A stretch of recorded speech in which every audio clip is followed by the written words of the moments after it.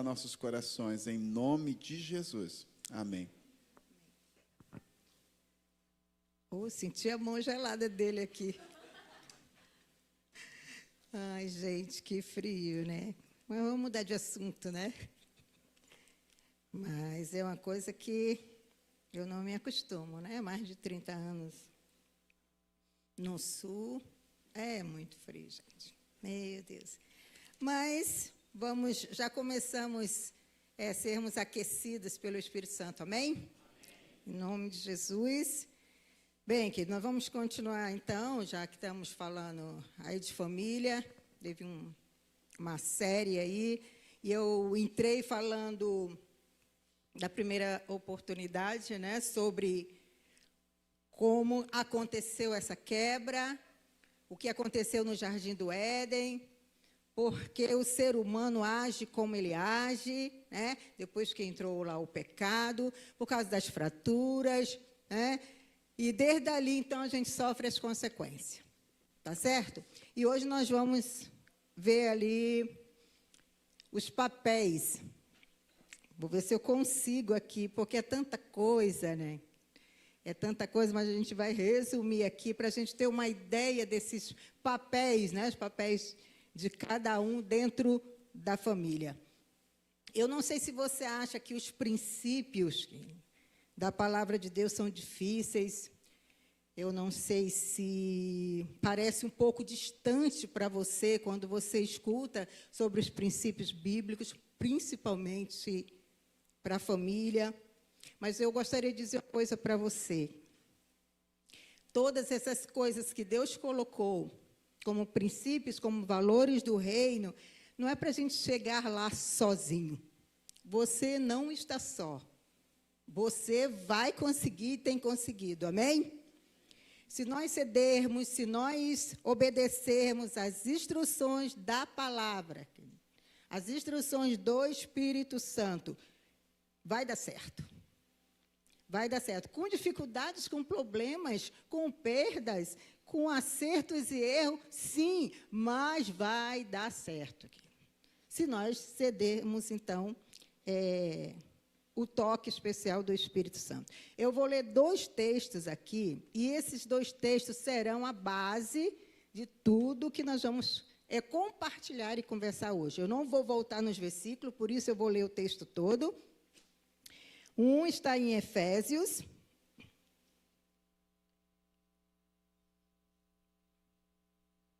Efésios, capítulo 5, 22. 5, eu vou começar do 25, tá? 5, 25.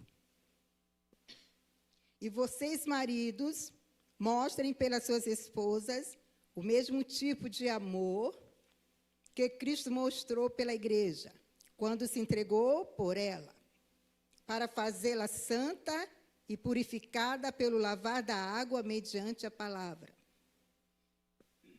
a fim de que ele pudesse apresentá-la a si mesmo como uma igreja gloriosa, sem uma única mancha ou ruga, ou qualquer outro defeito, mas sim santa e sem nenhuma imperfeição.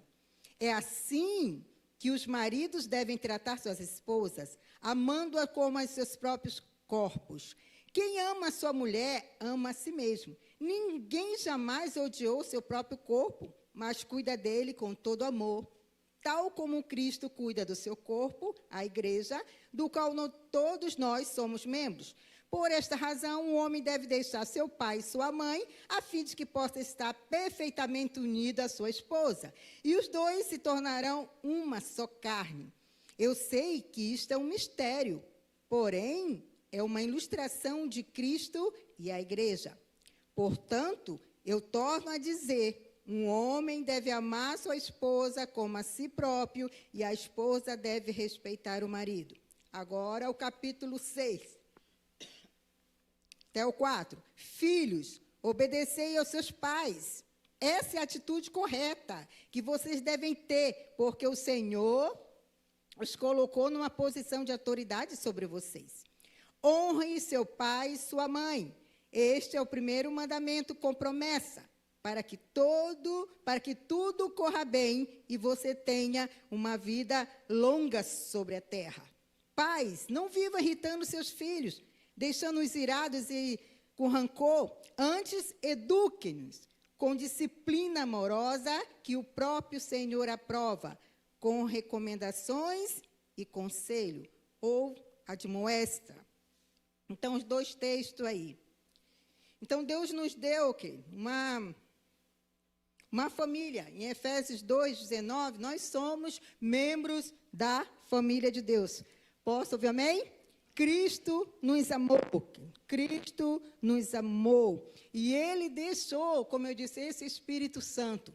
E depois você pode ler lá depois, ou você que tem um hábito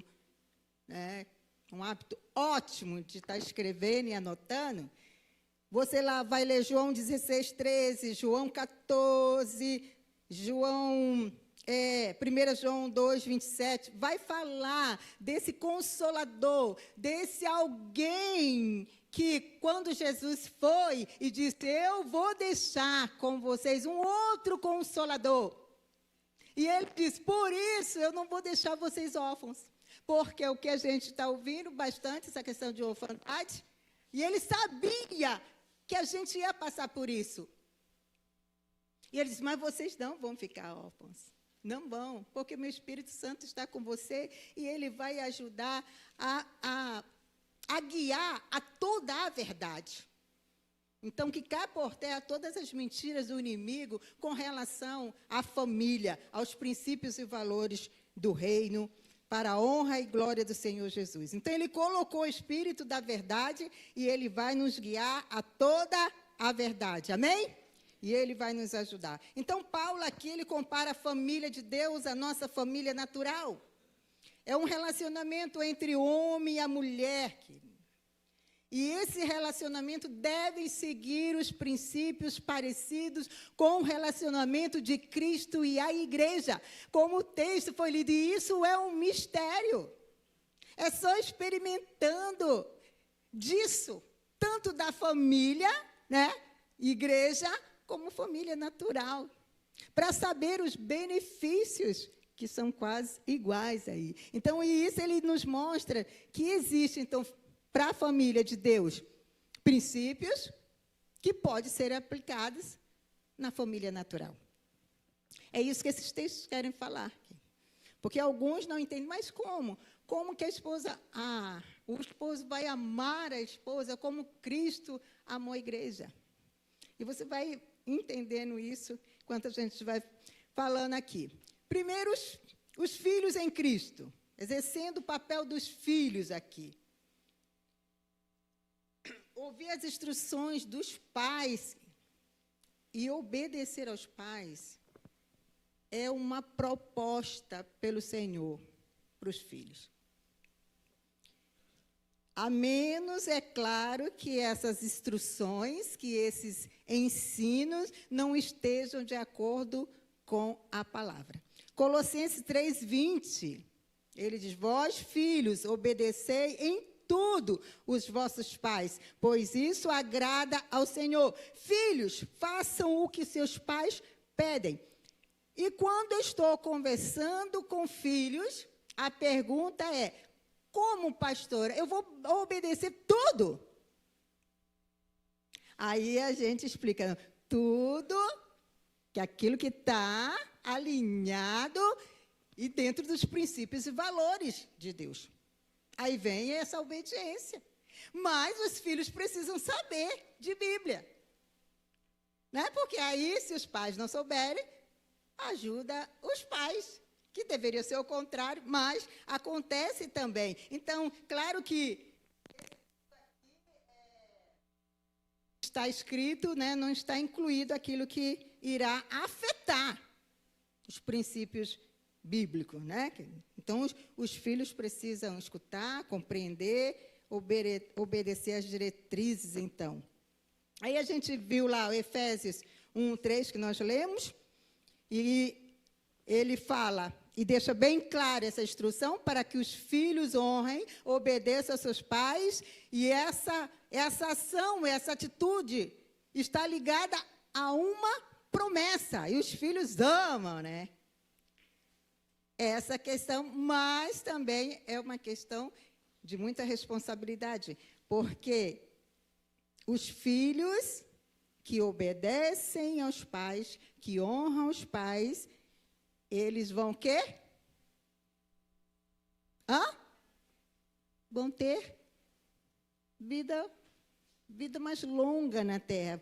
Vai viver bem, foi o texto, não sei se vocês prestaram atenção no texto, vão viver bem e vão ter vida longa. Queridos, eu não estou afirmando isso, mas eu imagino por que tantos jovens estão morrendo. Por que será que tantos jovens estão morrendo? Se a promessa é vida longa, eu acredito que tem desonra por aí. Eu acredito que tem desobediência por aí. Então, nós vimos aí no versículo, né, que a gente leu, ele diz, honra teu pai, honra tua mãe.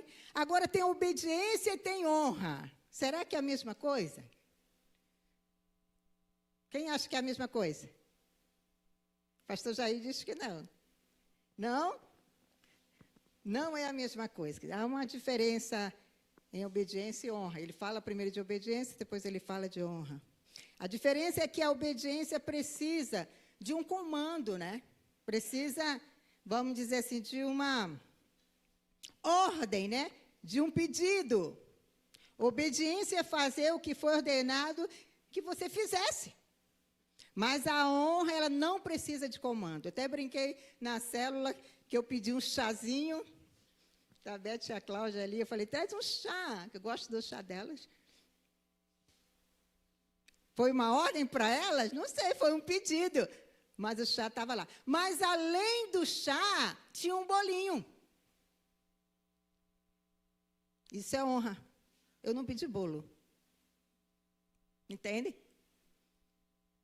O chá eu pedi. Igual por exemplo, se eu estou lá na cama, estou ali gripada, e aí eu peço a Carla para trazer um remédio. Aí ela traz, foi um pedido. E às vezes uma ordem, traz ela meu remédio, porque eu não estou aguentando levantar. Mas se depois, né, ela traz uma coisinha gostosa para eu comer, sem eu pedir, isso é honra. Isso é honra. Então, a gente só fica assim, só na obediência, e tudo bem. Mas que tal a gente experimentar a honra? Tanto para cá, né? Com os irmãos, com a família, como aqui. Dando honra ao Senhor. Né? E como a gente consegue isso, jovens? Filhos, está em Salmo 119, tendo a vida pautada na palavra de Deus, vivendo de acordo com a palavra de Deus, Salmo 119, 9. Então, vocês precisam respeitar, cuidar deles, tudo isso tem na Bíblia, está aqui. Tudo isso, tem lá em Provérbios, em Timóteo, e Provérbios, então, é recheado. Não vai desprezá-los, amando em todo o tempo. E o filho sábio alegra o coração dos pais. O filho que ouve alegra o coração dos pais. Então, filhos, não pergunte o que os seus pais podem fazer por você. Pergunte o que você pode fazer por eles. O que você pode fazer por eles. Porque, queridos, essa é uma geração que, infelizmente, não estão mais a fim de ouvir os mais velhos. É por isso que erram demais, não precisam errar. Tem uma voz da experiência, passamos por algumas coisas, podemos ajudar sim. Como também, os jovens também podem nos ajudar, sim ou não? Sim, é uma troca, mas parece que são donos da verdade e a gente vai tentar ajudar, parece que tampa os ouvidos. Então, assim, uma pincelada rapidamente aí nesse papel dos filhos. Agora vamos ver o marido.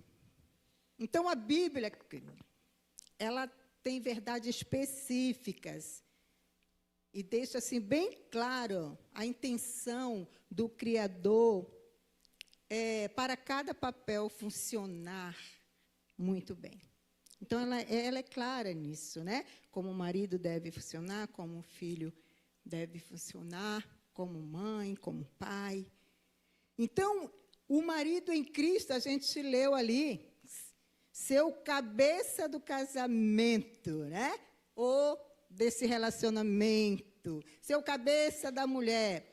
É claramente uma posição, ok? É a posição do marido. Mas preste atenção, maridos. Ser o cabeça não é apenas uma posição, mas uma maneira como você vai exercer essa posição. E essa posição deve representar Cristo. Porque os homens também gostam, né, dessa parte aí, né? Do cabeça, sou cabeça. Oh, a gente ouve muito. Mas como você exerce isso? Como exercido? Porque tem que representar a Cristo. Então, desse modo, a posição do cabeça dentro de um casamento não é dominar. Não é mandar e desmandar. Porque não é isso que a gente vê o exemplo de Cristo. Tá? Então, da mesma maneira que Jesus é o cabeça da igreja, nós lemos o marido é o cabeça do casamento, cabeça da mulher. Mas o versículo vai dizendo, né, que ele também é o salvador do corpo. Que Jesus é o salvador do corpo. Assim, a maneira pela qual o marido deve ser o cabeça, ele deve ser o ajudante, ele deve proteger, salvando, nutrindo. Aí, 5:25 que nós lemos, diz, maridos, amai vossas mulheres, como também, quer dizer, do mesmo modo que Cristo amou a igreja e a si mesmo se entregou por ela. Aí está de novo esse como também. É a mesma palavra que significa do mesmo modo que. Do mesmo modo que Cristo amou, vocês também devem amar. E qualquer que... mesmo que o céu falou um pouco disso, né? Mesmo que ela não faça do jeito que quer, né? Da forma que quer. É um amor incondicional, de como Cristo amou a igreja. Ele amou primeiro, e vocês vão amar primeiro, e ponto. E não ficam bravos comigo, é a palavra, né? Então, ele vai amar, ele vai se doar, porque estão representando Cristo. E se não fizer assim, está representando o mal Cristo. Então, o marido tem que valorizar, né? Tem que cuidar, como Jesus cuida da igreja e valoriza. Esse é o padrão original. Esse é o padrão original. Olhando para a maneira como o homem trata a sua esposa, nós saberíamos, ou ficaríamos sabendo como Jesus trata a igreja. Olha que incrível, querido. Você olhar para um casamento e dali você vai poder ver como Cristo ama a igreja. Mas, por causa do pecado que a gente conversou, né, lá no Jardim do Éden, isso é desafiador demais.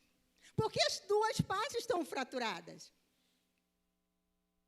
As duas partes caíram. Então, fica muito mais difícil de cada um fazer o seu papel como deveria.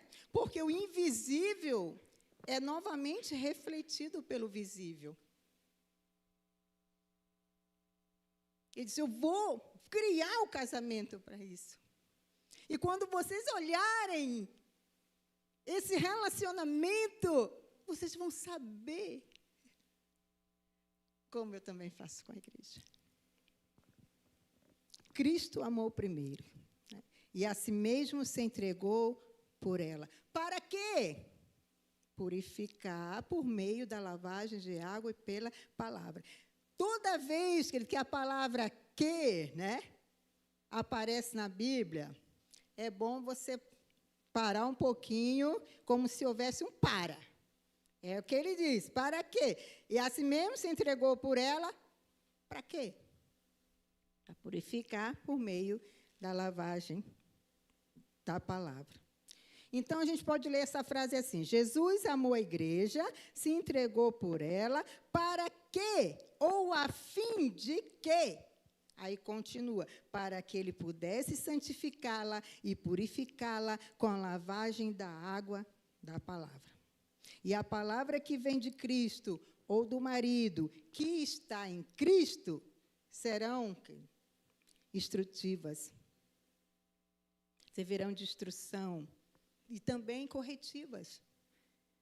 Mas esse marido só vai conseguir isso, vamos dizer, ou ter mais sucesso nisso, se ele amar como Cristo ama e se entregou por ela. E é só deixar mais um lembrete aqui, que é 1 Pedro 3,7. Considere essa frase também, tá?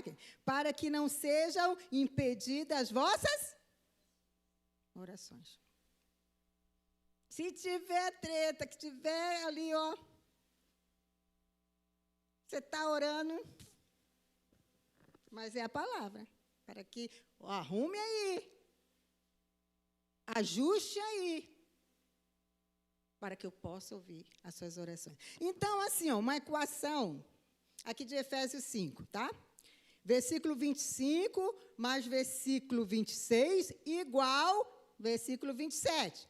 Diz assim, versículo 25, amar a esposa e se entregar por ela, usando as palavras que edificam e consolam. Mas, o versículo 26, palavras inspiradoras por um amor que corrige, instrui, repreende e exorta, igual uma esposa que é gloriosa para o seu marido.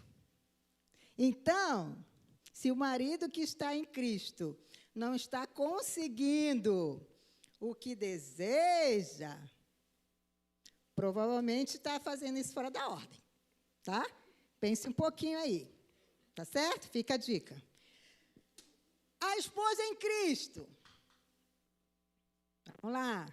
Disseram glória a Deus, amém. Ali a Valesca, daí agora a esposa. Meu Deus, acho que aqui, ó. Valesca. Começa aí Gênesis 2,18. Eu falei que não ia ler mais texto, mas eu vou ler esses dois textos aqui, 2,18 e 2,20. Disse mais o Senhor Deus, não é bom que o homem esteja só. Far-lhe-ei uma auxiliadora que seja idônea, quer dizer, competente para aquele papel, apta, capaz. Aí 2,20. Deu nome o homem, né, deu nome a todos os animais domésticos, às aves dos céus e a todos os animais selváticos. Para o homem, todavia, não se achava uma auxiliadora que lhe fosse idônea. Não havia ninguém que podia ser a companheira dele, né? Ele estava deslumbrado com tanto animal, mas não tinha uma semelhante a ele, uma competente, uma capaz, né? Apta para aquele papel. Mas vimos que essa tragédia que aconteceu lá no Éden, né? Que foram para ambos. E aí essa esposa em Cristo, depois do pecado, é irritante, dominadora, julgadora, mandona, emocional, aí Valesca, implicante, mesquinha, aponta erros, teimosa, fofoqueira. Agora os homens se aqueceram. Viu como é que é? É isso aí. É exatamente assim que acontece, sabe? Exatamente. Histérica, egocêntrica, mesquinha, tagarela, maldosa, implicante, né? Exigente, competitiva, pegajosa, passiva, estável, fraca, irracional, e muitas das vezes está aí. Misericórdia mesmo. São essas fraturas. Foi isso que aconteceu. Tá? Então, esses 2 versículos aqui que a gente leu, tirando essa parte aqui, né? Se refere, então, a essa mulher como auxiliadora, uma parceira, aquela que iria completar, né? E Deus criou a mulher para ser o espelho que refletisse a imagem desse marido. E o plano original continua o mesmo, só que ela vai mostrar isso aqui. Ela vai mostrar exatamente os erros o tempo todo, né? A cobrança o tempo todo, porque foi uma das maldições que Deus colocou.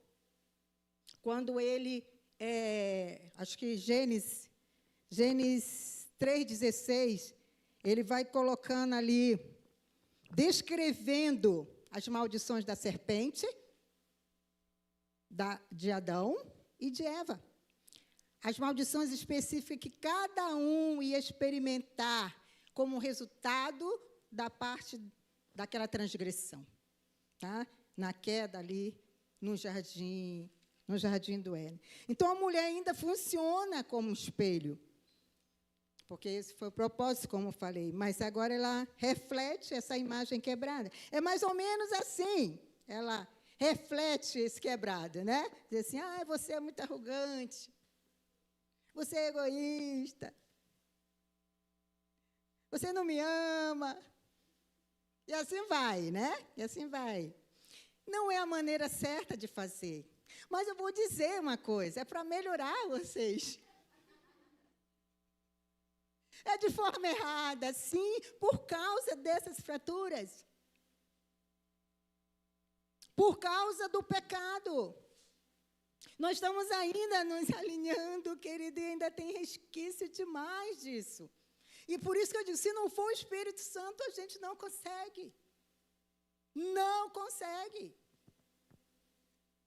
E tem que ser nem somente ter o Espírito Santo, tem que estar cheio. Estar cheia do Espírito Santo. Porque senão a gente realmente vai sendo residente nessas coisas, né? E agora, com esse dano, né, Eva precisava de um homem, de um marido, para essa reafirmação, para essa ajuda, para esse consolo, para ser incentivada. Ela conta com Adão, mas também não consegue. Aí a confusão está instalada, né? A confusão está instalada. Ela vai exigir que o homem seja... Obrigada. Ela vai exigir que o homem supra tudo que ela necessita, mas isso não vai acontecer. Somente Deus pode suprir. Só Ele. Porque depois da queda é uma disfunção total, né? Então ela começa uns comportamentos assim mesmo, né, de importunar, né, às vezes. Essa é a palavra, né? Ela perturba, né? E ela continuará, porque ela quer uma resposta nesse sentido, para ser cuidada, para ser amada. E aí o marido começa, ou ele vai ignorar, ou ele vai assumir o papel erradamente, eu sou o cabeça, eu vou controlar você. E quem manda aqui sou eu. Que também não está certo. Aí, como que a mulher, então, agora se submete? Olha aí como é sério. Efésios 5, 22, a gente viu, né? Que as mulheres sejam submissas ao seu próprio marido, olha aí de novo, como ao Senhor faz, né? Do mesmo jeito que o Senhor, da mesma maneira que você se submete a Deus, você precisa se submeter ao marido. Então, essa instrução de submeter-se também está em Colossenses 3,18. Diz, esposa, sede submissa ao próprio marido, como convém ao Senhor. E vou dizer de novo, e o Espírito Santo pode nos ajudar nesse grande desafio.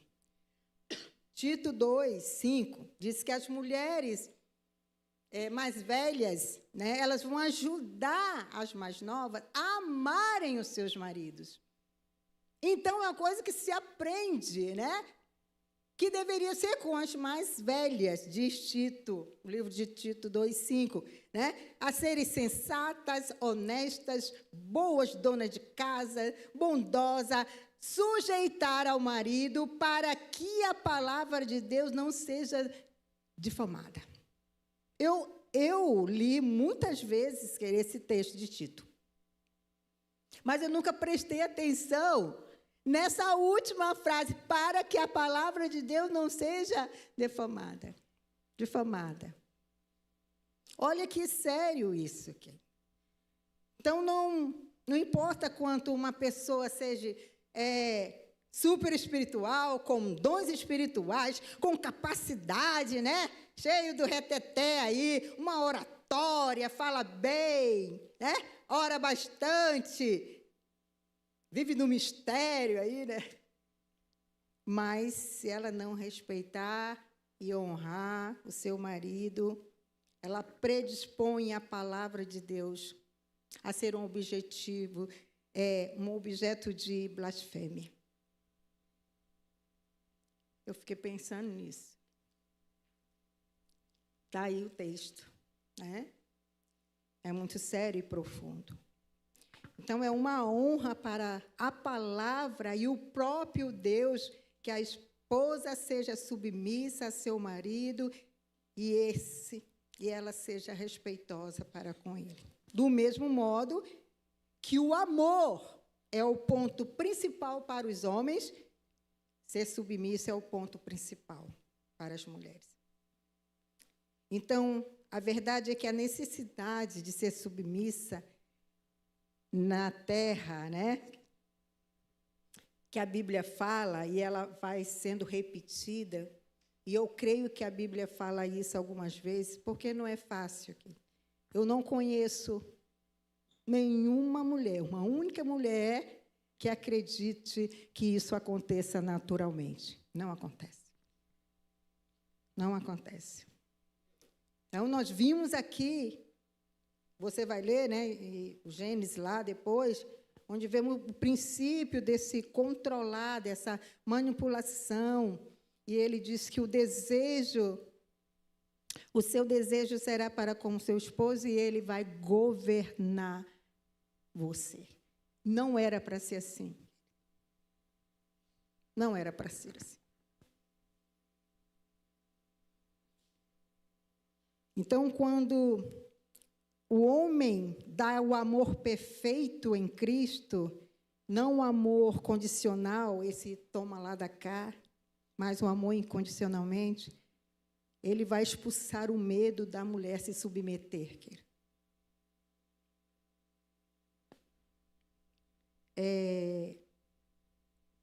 Eu acho que a mulher, a esposa, ela vai estar mais leve para essa submissão. Se ela vê no esposo essa outra parte, que ama tanto, que a ama tanto como Cristo ama a igreja. Mas quando o marido ele age com alguns comportamentos, pode ser assustador mesmo se submeter. Porque ele pode ser abusivo, ausente, irado, arrogante, frio, controlador, desligado, áspero, insensível, inseguro, amante de si mesmo, pouco afetuoso, desinteressado, infiel, não ensinável, violento, irresponsável, ciumento, preguiçoso, possessivo, e a lista vai. Aí, como diante de tudo isso se submeter, se não for em Deus? Se não for em Cristo. Então, Deus vai trabalhar pessoalmente com essa mulher, não para que ela se submeta como uma escrava para ser humilhada, mas para que ela se submeta como uma expressão de confiança em Deus. E nós somos gratas, não é verdade, queridos? Nós somos gratos pela redenção. A redenção que restaura sexo, né? Restaura os papéis que esses gêneros exercem em nome de Jesus. Então, tem esperança sim, amém? Tem. A capacidade da mulher de ajudar o marido, de ser a companheira, de ser auxiliadora, ela foi sabotada assim como os outros papéis. Lá na queda, mas ela é restaurada em Jesus Cristo. Quem crê? Então, nós somos e podemos ser esposas que estão em Cristo, né? Porque a nossa confiança nesse romper desse ciclo não se encontra em Adão, e muito menos no esposo, no marido, mas em Cristo Jesus. Posso ouvir amém? Glória a Deus. A mãe em Cristo. O papel da maternidade, né? Esse projeto criativo de Deus, belo, forte. Até o reino animal, o instinto materno é incrível. É incrível. Mas, como nós sabemos que todos os papéis, inclusive este também, foi fraturado, né? Foi quebrado na queda. E o papel de mãe, ele é muito importante. A maternidade não é um trabalho. Maternidade não é uma tarefa desagradável, como a gente tem escutado. Que tristeza ouvir alguns testemunhos. Não é isso, não é uma tarefa desagradável. E eu sei que vocês têm escutado isso também. Uma guerra. Tanto que está aí a questão do aborto. Então, as mães têm um papel, sim, constante na vida dos filhos. A casa de uma mãe, que é o seu jardim, junto com a limpeza e a arrumação no natural da casa, a mãe pode, sim, manter o clima espiritual. Pode, sim. Cuidar do ambiente do seu lar, como ela arruma, como ela limpa. Desde as refeições até as questões maiores, é comum ver uma mãe pensando, se preparando com antecedência. Está aí a prova, o corpo. O seu corpo foi criado para ser um lugar seguro. Seguro para o bebê ser preparado para nascer nesse mundo. Deveria ser um lugar seguro, mas está sendo.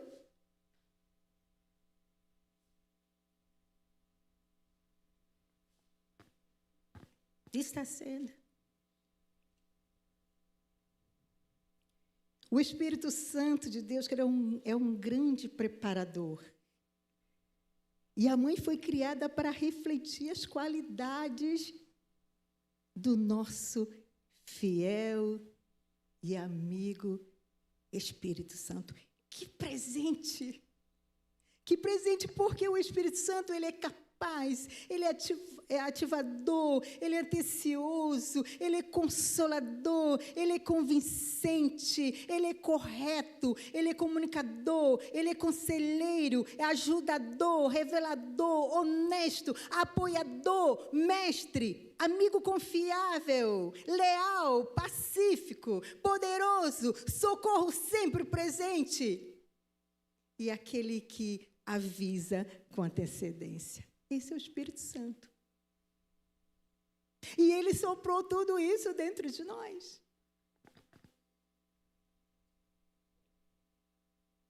Mas, lembrando novamente, a queda, o pecado entrou. Aí nos tornou naquelas que eu citei aqui, né? Então, ela trabalha com antecedência em todos os detalhes. Isso deveria ser a mãe. Envolve a todos nos planos de Deus. E uma coisa mais importante e realizadora aqui, que uma mãe que está em Cristo pode fazer, é trabalhar junto com o Espírito Santo. É trabalhar junto com o Espírito Santo. Para quê? Para preparar o filho para o futuro. Um futuro terreno e um futuro eterno. Olha que presente. Olha que presente que nós temos. Eu vou dizer uma coisa. Mãe nunca vai cumprir o papel do pai. Nunca. Ela tem um papel. Como também, né, pai nunca vai suprir o papel de uma mãe. Se o pai não fizer, já vou falar aqui do pai, né? Se o pai não fizer o seu papel, como deve fazer, como um pai em Cristo, não é a mãe que vai fazer. Então, o pai em Cristo, o pai é um dos nomes de Deus. E os pais humanos são os únicos entre toda a criação que tem o privilégio de compartilhar o nome de Deus. Você já pensou nisso? Você já pensou nisso, pai? Deus compartilhando o nome dele. Alguém pode lhe chamar de pai.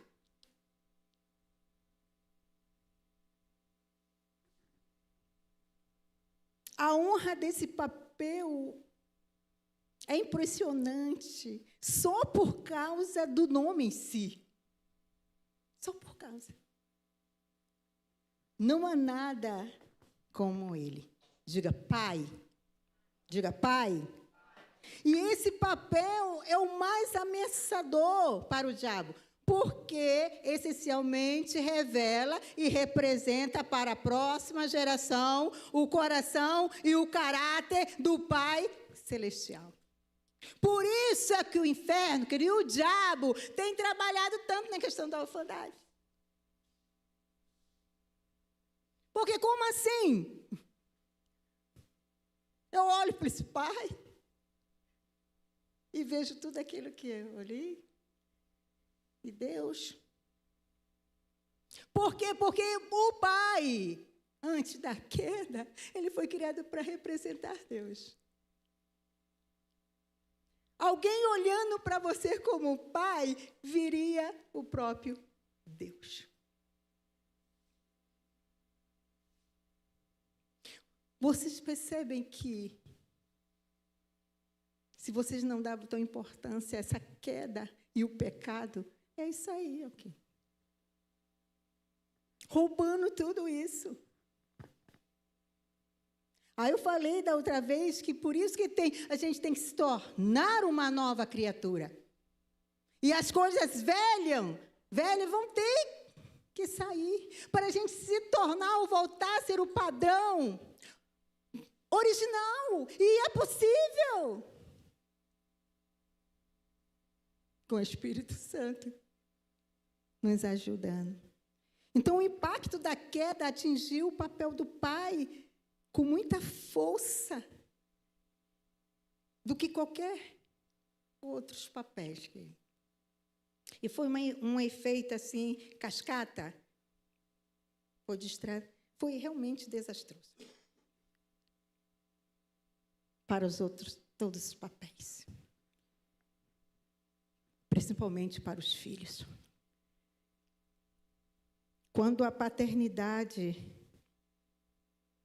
ela não é entendida e ela é bem feita, traz muitas sequelas, querido. Traz muitas sequelas. E ainda até hoje traz sequelas. Principalmente na parte afetiva. O pai, querido, pode dar comida, levar comida para casa, ser bom, né? De suprir as necessidades materiais, mas se não tiver amor, querido, e a presença de afeto, está comprovado na ciência que isso afeta até o cérebro. E a gente fica sem dar importância a essas coisas.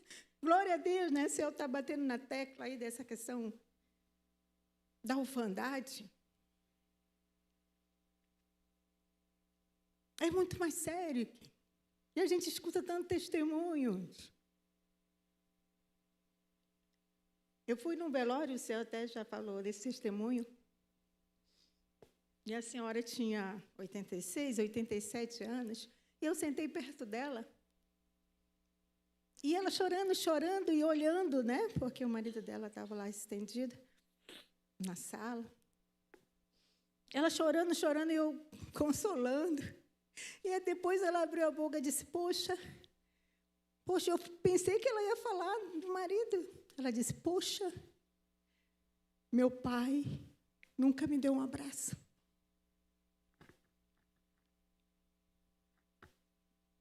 86 anos. E isso pode acontecer, a gente não ter mesmo uma resposta. A gente pode morrer sem uma resposta de pai, de mãe, de filhos. Por isso que precisa ser resolvida essa questão da orfandade. Porque se o marido não consegue ser ainda aquilo que deveria ser, se o filho ainda não consegue, se a mãe, se o pai ainda não consegue, tem Deus. Tem o Espírito Santo. Nós não vamos ter desculpas. Porque Ele enviou esse Pai, Deus enviou seu único Filho. Para que realmente, se isso não acontecer, o que você espera de uma mãe, de um pai? Se não acontecer, Ele vai preencher esse espaço, queridos. Ele tem poder para isso, Ele vai preencher esse espaço, esse vazio, que talvez o outro não consiga lidar. E aí? Você vai viver nessa expectativa, como aquela senhora, 86 anos, lembrando no enterro do marido dela, que o pai não tinha dado um abraço. Afeição, afeto, amor. E muitos pais, às vezes, dentro de casa, querido, dentro de casa. O pior ainda, filhos órfãos de pais vivos. E agora perdendo. Agora é uma, como que se diz? Não um abuso, mas rejeição, não. Agora pelas telas. Né? É uma ausência agora. O pai está ali, mas tem agora a tela. Tem o celular.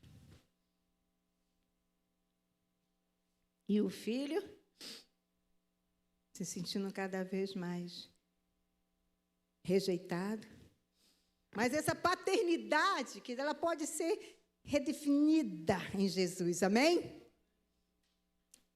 Porque a Bíblia, ela é muito transparente. Ela revela não apenas os grandes feitos de grandes pais, de pais brilhantes na Bíblia, mas ela também mostra as fraquezas, as tragédias dos pais da Bíblia. E mostra por que aconteceu. Aí a gente escolhe. Né? Deus projetou e definiu a paternidade.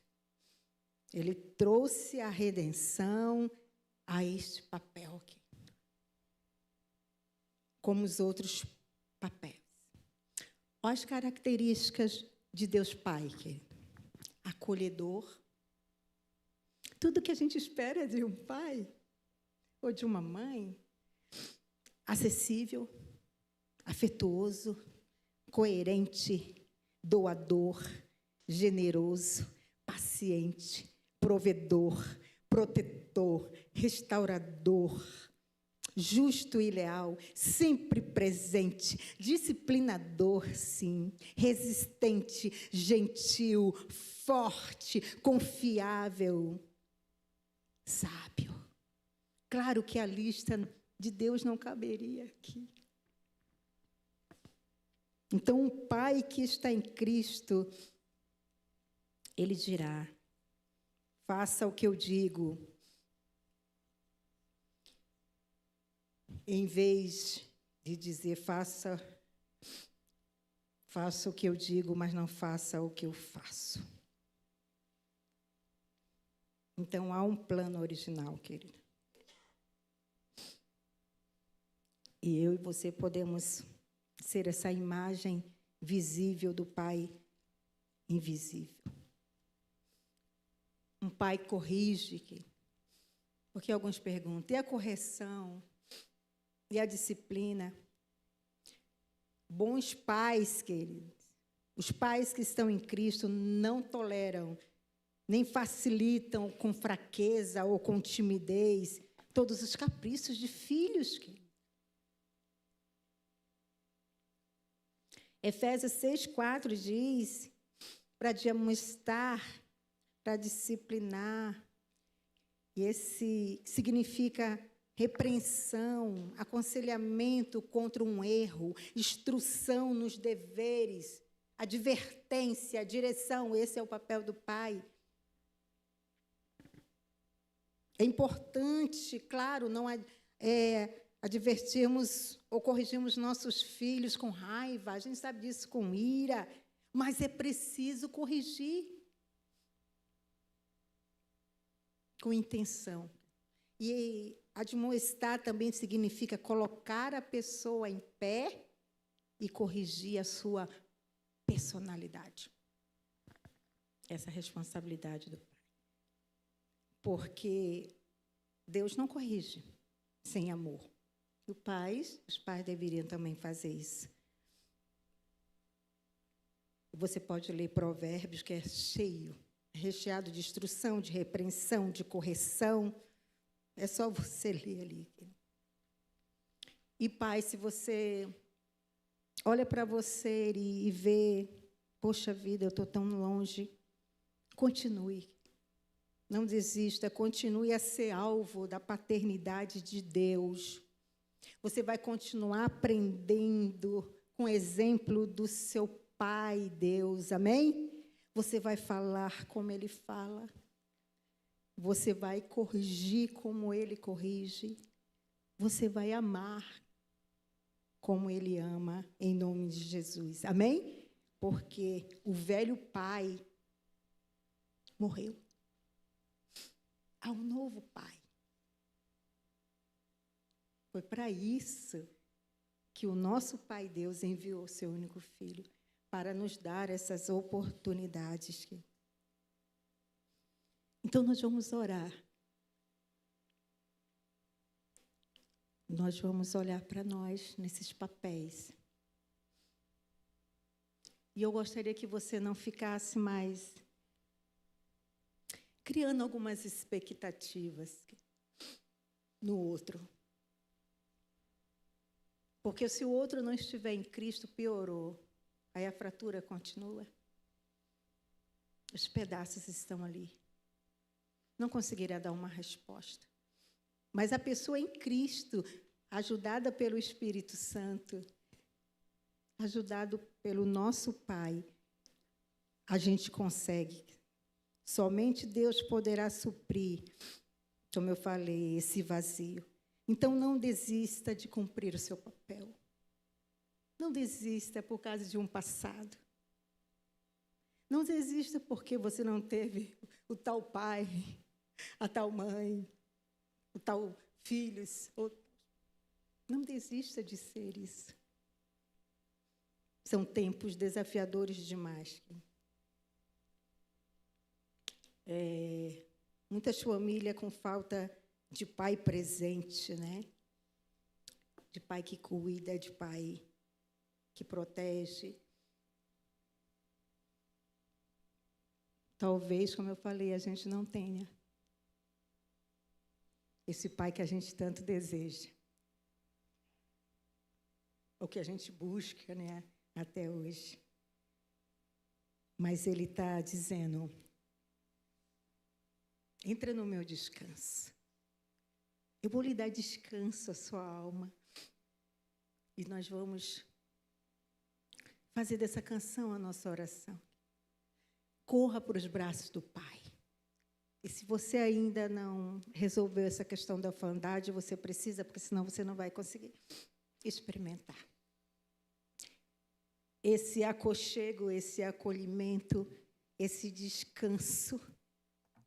Diante de tudo isso que a gente tem vivido. Hebreus 4, de 1 a 3, depois 9 a 12, ele diz, procuremos com diligência entrar naquele descanso de Deus. Porque nós, o que temos crido, é que entramos no descanso. No descanso dele. E o descanso nele, ele nos refrigera, nos dá um renovo, nos traz esperança, nos dá outro olhar diante de muitas situações. É no descanso, querido. Talvez a sua alma esteja tão atribulada, tão inquieta, tão ferida, por N motivos. Mas hoje, ele está dizendo, entra no meu Shabat. Entra no meu descanso. E você vai ter alívio para a sua alma. A alma que quer governar por causa da fratura. Mas nós temos um padrão em Cristo. Nós temos o Espírito Santo, igreja. Eu não estou lhe dizendo para você dar uma chance para Deus. Deus não precisa de chance ou da sua chance, queridos. Sabe o que Ele quer? Uma permissão. Porque Ele nos tornou pessoas livres. E Ele cumpre isso. Ele diz assim, você me permite. Você me permite. Aí você vai responder. Eu sei lá o que você vai responder, mas a nossa oração, o meu desejo é que você diga sim. Sim, Pai. Esse sou eu. Esse sou eu. Vamos ficar em pé, queridos. Vamos fazer dessa canção a nossa oração.